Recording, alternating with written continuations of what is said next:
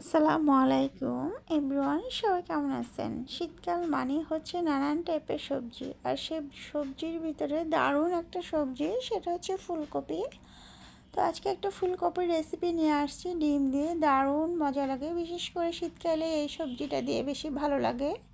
তো পরে হলে ততটা টেস্ট লাগে না, আর কিছুদিন পরে হলে শীতকালের সবজিগুলো সিদ্ধ হতে চায় না। তাই আজকে আমি ফুলকপি দিয়ে ডিমের রান্নাটা করব। দারুণ রেসিপি।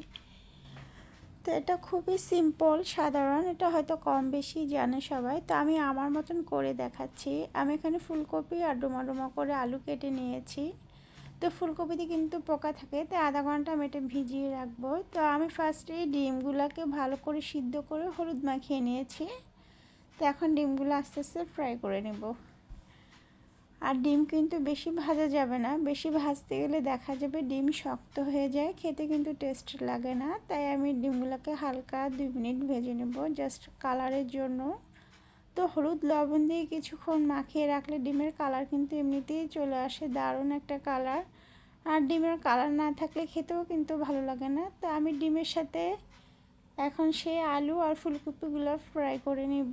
অবশ্যই ফুলকপিটা ফ্রাই করে নেবেন, ফ্রাই করে নিলে এত টেস্ট লাগে খেতে।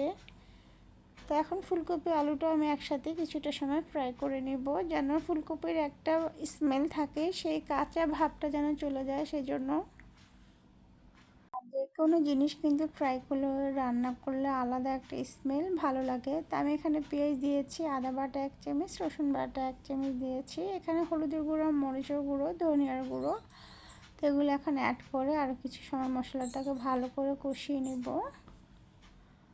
আর লবণটা কিন্তু আন্দাজ মতন আমি এখনই দিয়ে দিছি। তো মশলাটা যত কষাবো তরকারির টেস্টটা কিন্তু ততই হবে। আমি এটা সবসময় বলি, রান্নার আসল টেস্ট হচ্ছে মশলা কষানো। মশলারও কিন্তু কাঁচা একটা স্মেল থাকে, যতক্ষণ স্মেলটা না যাবে ততক্ষণ আমি, দেখেন কি সুন্দর কালার চলে আসছে। তো এখন আমি ফুলকপি আর আলুগুলো দিয়ে দেবো, দিয়ে আমি এটা 5 মিনিট কষাবো, বেশিক্ষণ কষাতে হবে না। এখন বললাম যে এখনকার ফুলকপিগুলো একটু তাড়াতাড়ি সিদ্ধ হয়ে যাবে।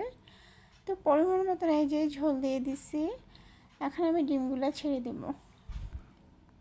ডিমের মতন সহজ রান্না মনে হয় আর কিছুই হতে পারে না। তো আমরা যেহেতু একটু ঝাল কম খাই, সেজন্য কালারটা একটু কম, মরিচটা কম দিয়েছি।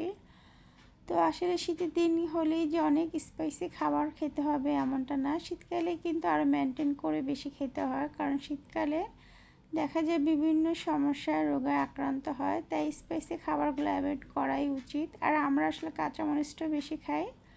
আর শীতকাল মানেই হচ্ছে ধনিয়া পাতার ছাড়া কোনো তরকারি পরিপূর্ণতা পায় না।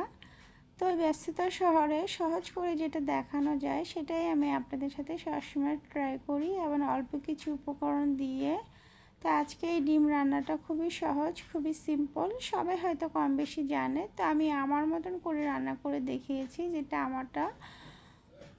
আমার কাছে মনে হয়েছে একদম বেস্ট। তো একবার হলো বাসায় ট্রাই করে দেখবেন। গরম ভাতের সাথে দুপুরবেলা কিন্তু আর কিছুই প্রয়োজন হয় না, দারুণ লাগে। খুবই সিম্পল, খুবই ইজি, খুবই সাধারণ। ভালো লাগলে অবশ্যই শেয়ার করে পাশে থাকবেন, আমার আইডিটা ফলো করে দিবেন। আর এই যে দেখেন, এই ধরনের ডিম রান্না করলে আমার আর দেরি হয় না খেতে।